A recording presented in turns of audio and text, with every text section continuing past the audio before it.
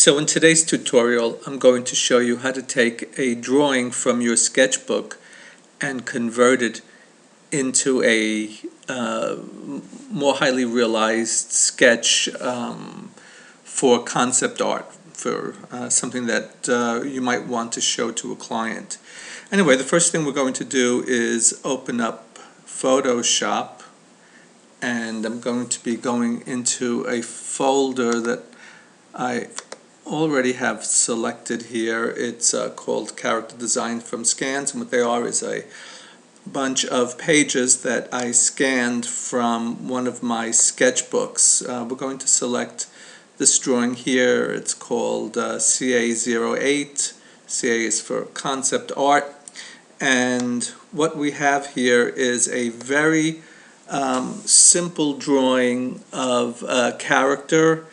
And what I'm going to be doing is showing you in a few short steps how we can take this sketch and convert it to something that you might want to show to a client if you're working on game design or some animation concepts or book concepts or whatever. Anyway, so we have our drawing open. I'm just going to enlarge it a little bit. And you can see what we have here. In fact, I'll go even further. You can see it's a very rough sketch. It's not hasn't even been cleaned up yet, and we're going to leave it in this state because we're not really concerned with having a highly polished, finished piece of art.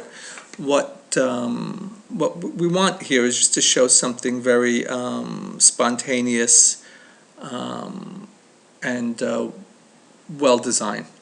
Anyway, so here we have our black and white pencil sketch, and the first thing I'm going to do is convert it to a more brownish color. The end effect, what we're trying to achieve here is to have sort of like a sanguine chalk drawing on charcoal paper, the kind of thing that you might have done in figure drawing when you were a student. Or when you were an earlier student. So first thing I'm going to do is duplicate the background layer, and I always duplicate the background layer because I like to have the original art still within the files in case I ever need to go back to it. Usually you don't, but just for safety's sake, I like to have it. Anyway, so we have the background copy here in our layers palette. So I'm going to go into Image, and I'm going to go to Adjust, and the first thing I'm going to do is go into Color Balance. Alright, so we have a dialog box here, and it has three sliders going from cyan to red, magenta to green, yellow to blue, and we also have down here in the bottom some boxes say shadows, midtones, and highlights. Midtones are the default that Photoshop has for this.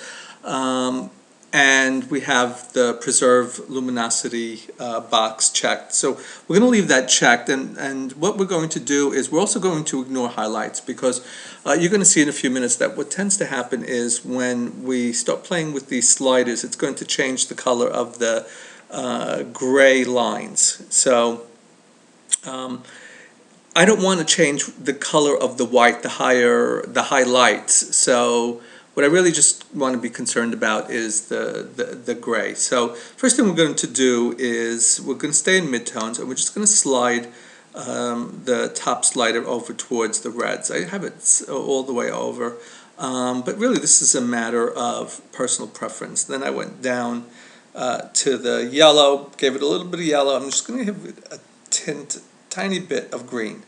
Now I'm going to go into the shadows option, and we're going to do the same thing. I'm not going to go all the way over with the red because I don't want it to be too red. So we'll go about a little beyond the midway point, a little bit more in the yellow, some green, maybe just a teeny bit more red, and I'm going to click OK. And you could see in a very short period of time we've managed to convert our pencil drawing into what looks like a reasonable facsimile of a red sanguine chalk. The next thing we're going to do is we're going to create a blank layer. So I have my empty layer here, and what I'm trying to do now is I'm going to try and create something that's going to resemble charcoal paper. I'm going to just shut this layer off for now. So I'm going to go into the color picker, and I'm going to try to come up with a beige color, something that mimics what we've seen in charcoal paper. So I don't want to go too dark, I don't want to go too light. It could always be changed later on, but for the purposes of this tutorial, I'm going to select this beige color here, and I'm going to go over to the paint bucket tool, and we're just going to fill this layer completely with that color. The next thing we're going to do is go into filter.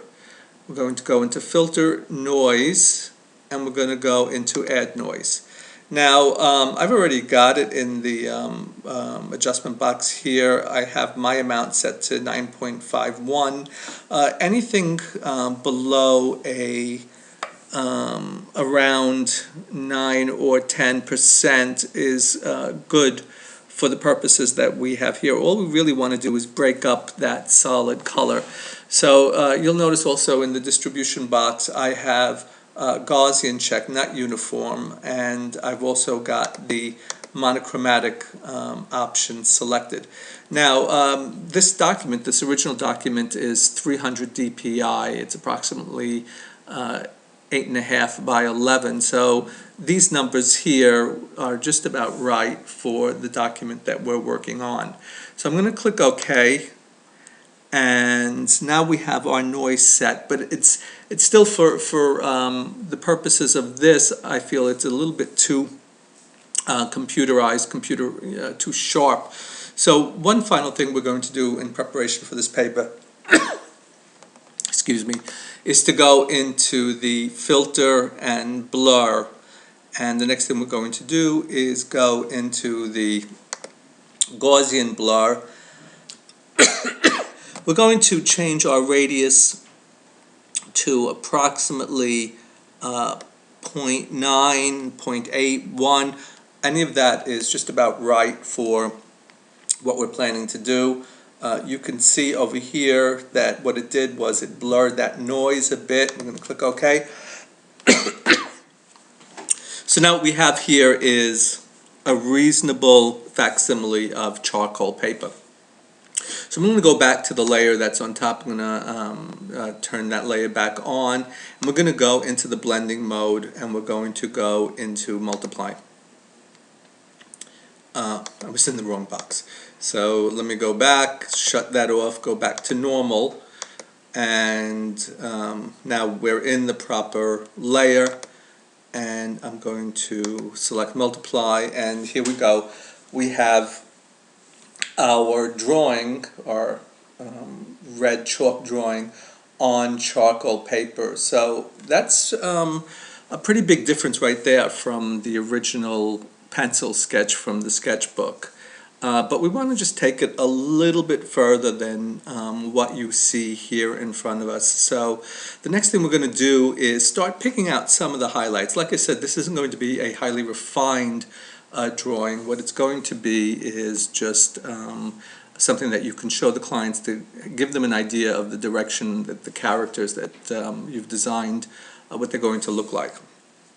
So the next thing we're going to do, we'll go back into the color picker. I don't want to go with a purely white chalk. I think that it's a little harsh. We'll get something really close to white, but something that's a little bit warmer. So I think this is a good color, what we selected right now. And the next option we're going to go is we're going to select brush. So the brush tool is now selected, and we're going to select a brush. Now the thing about Photoshop, it comes with many different brush choices, and what I'm going to select now is a brush that resembles chalk. You can see when I put the cursor over that number 36, it says chalk, and we're going to select that brush. And as I was saying before, this comes with Photoshop default brushes, so it's nothing that you have to create, nothing you have to buy. It already comes with it. You'll also see that it's set at 36 pixels. That's a bit small for what we're working on now, so I'm going to just increase the size of the brush, and alright, so we'll go with the diameter of about, I don't know, we have about 76. Okay, so this is good. The next thing we're going to do is we're going to just enlarge this drawing for now. Makes it much easier to work from. And I'm going to go back to the brush, and we're going to just start. Before we go any further than this, I want to make sure that our opacity level is set much lower. In order to mimic the feel and look of chalk, I want to do a slow build-up of the white highlights. So I've got the chalk now set to about 30. The flow I'm going to leave where it is, and the next step is I'm going to create a blank layer. So we have another layer here, and I'm going to change the blending mode to overlay. And what you're going to see in this tutorial is when we're creating layers that have a lighter color, and we want to create the effect of a lighter color, you want to keep your blending mode to overlay. And when you want to use darker or more intense colors, you would put your blending mode to multiply. So as I was saying, we have the overlay selected, we have our brush, it's at 30% opacity. So now I'm just going to start picking out some areas on the drawing that I want to pop a bit. You could see I'm not trying to color in this drawing like you would a coloring book.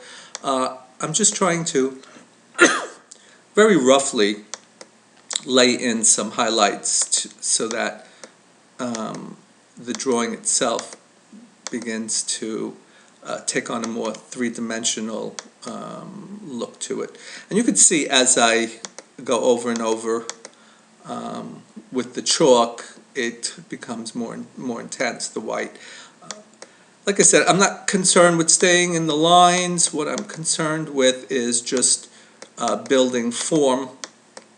And right now, like I said, it's the I'm just trying to pop some of the areas that are closer to the eye, and we're going to create another layer after this that will be that will concern itself more with light. So I'm just going to continue. You can see I'm moving pretty fast.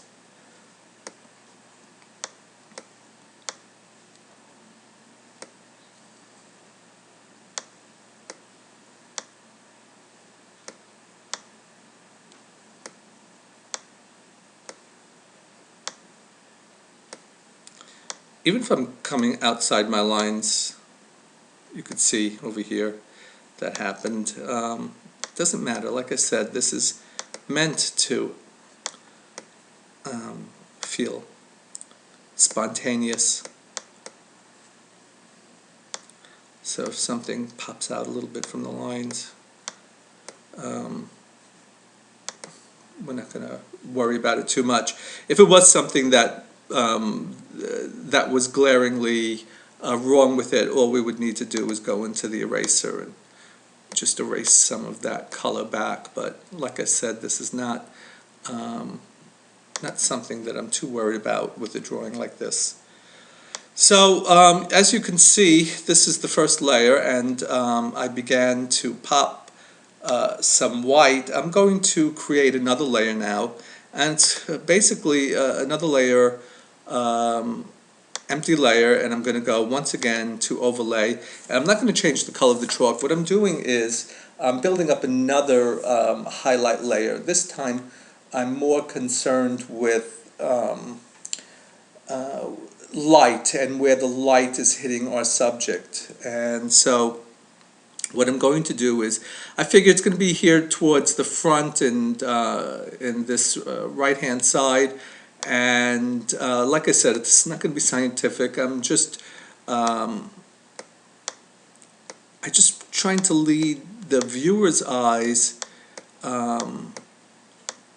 to the parts of the drawing that I feel are important for the viewer. So you can see here that I've begun to build up some areas much more intense with the highlights.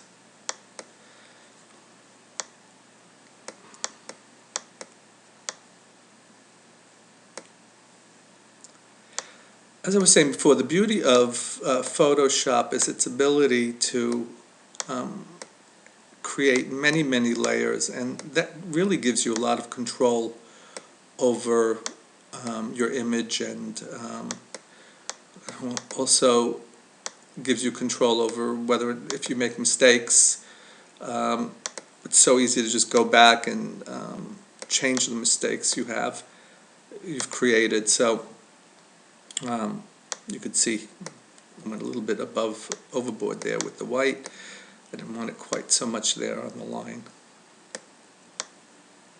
So just, like I said, roughly trying to pick out the areas of the drawing that